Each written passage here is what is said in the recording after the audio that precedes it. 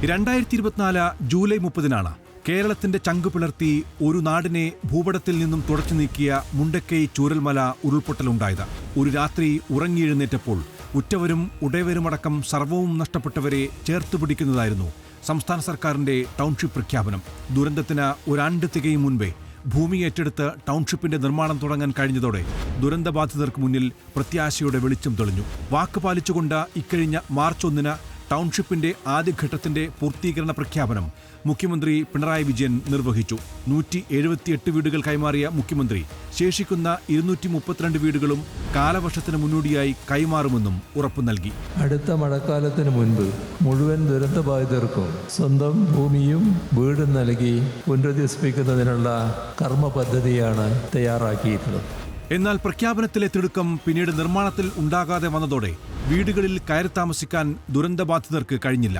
വിമർശനം കടുത്തതോടെ വിഷുവിന് മുൻപ് വീടുകൾ കൈമാറുമെന്നായി സർക്കാർ. വിഷുവിന് മുമ്പ് താമസിക്കാനുള്ള സൗകര്യങ്ങൾ ഒരുക്കുന്നത് തന്നെയാണ് ഞാൻ മനസ്സിലാക്കുന്നത്. വിഷു ഇപ്പോൾ അടുത്തല്ലോ.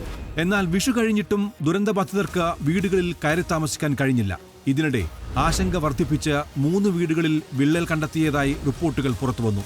വിവാദം കനത്തതോടെ പരിശോധനയ്ക്കായി നേരിട്ടെത്തിയ മന്ത്രി കെ രാജൻ വിള്ളൽ ഇല്ലെന്നും വെള്ളം കിനിഞ്ഞ പാടാണെന്നും വിശദീകരിച്ച് പിടിച്ചു നിൽക്കാനാണ് ശ്രമിച്ചത്.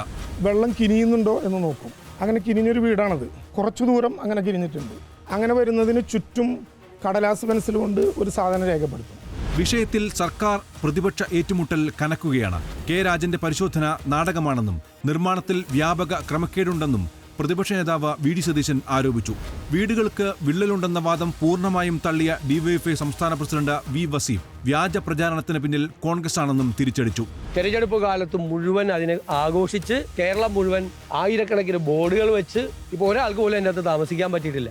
ഞങ്ങളുടെ ഇൻട്രസ്റ്റിൻ്റെ അത്ര പോലും പിരിക്കാൻ പറ്റാത്ത മൂത്ത കോൺഗ്രസും യൂത്ത് കോൺഗ്രസും കിനിഞ്ഞിറങ്ങുന്ന ഭാഗമുണ്ടെന്നും പറഞ്ഞിട്ട് പരിഹസിച്ച് ഈ സംവിധാനത്തെ ആകെ ആക്ഷേപിക്കാൻ വരുമ്പോൾ അവരെയൊക്കെ എന്താ പറയുക? ടൗൺഷിപ്പ് വാഗ്ദാനത്തിൽ വിള്ളൽ വീണു.